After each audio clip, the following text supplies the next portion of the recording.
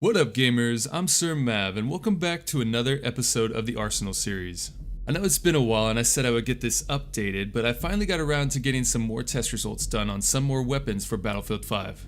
This will be a short video today as pistols are fairly easy to cover given there are no specializations to consider in your choices. It's just straight damage, reload speed, mag size, and rate of fire to consider here. So without any hesitation, let's get into what is the best pistol in Battlefield 5 and what you should be considering in your choices.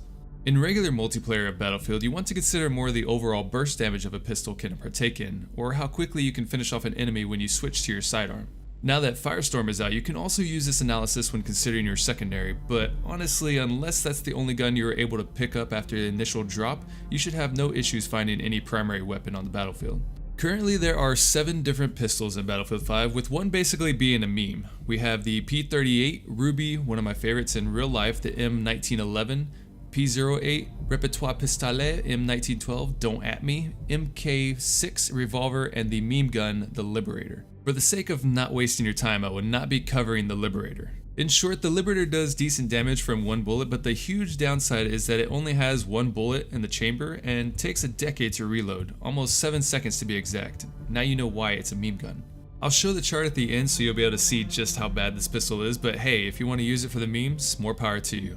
First up, we have the P38 Pistol. Housing a RPM rate of 360, 9 bullets in the mag, and a reload speed of 2 seconds, this is your average run-of-the-mill pistol. Not the best, but by far not the worst either.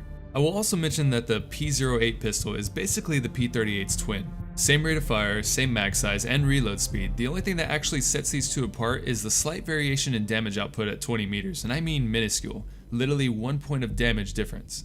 This is why when you look at the chart, you notice a slight variation between the two over time as I average out the damage output between 5 to 20 meters, but this is so small of a difference that it doesn't matter which you choose as they are basically the same.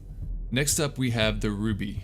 The Ruby is the second fastest firing pistol at an RPM rate of 449, most bullets in the mag at 10, and a decent reload speed of 2.2 seconds. The downside is that the Ruby has a major damage drop off once you get past the 5 meter mark, making it really only viable within that 5 meter range. It's definitely a decent pistol with its RPM rate, but if you're not up close with the enemy, then it's definitely not going to be good when you're using it to fight from a distance. Third in the lineup, we have the infamous M1911. The M1911 houses one of the slowest fire rates at 300 RPMs, 8 bullets in the mag, and has the fastest reload speed at 1.7 seconds.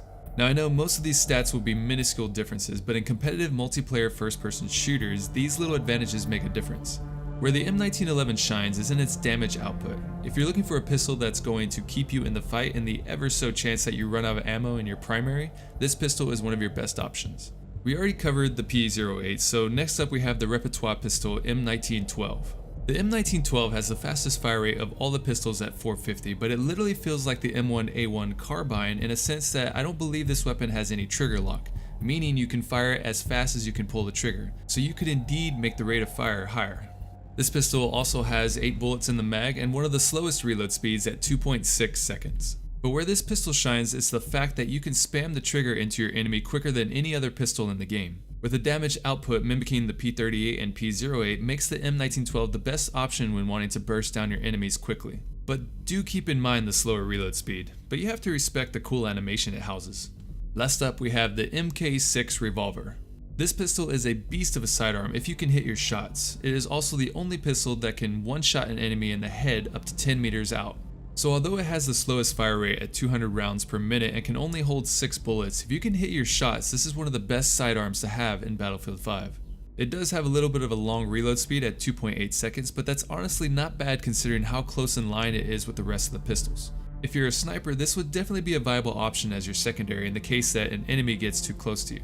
And that is all the pistols in Battlefield 5. As we take a look at the charts, you can see how all the pistols stack up against each other, but really, pistols are your sidearms, so what we're looking for is a weapon that can burst down your enemies as quickly as possible.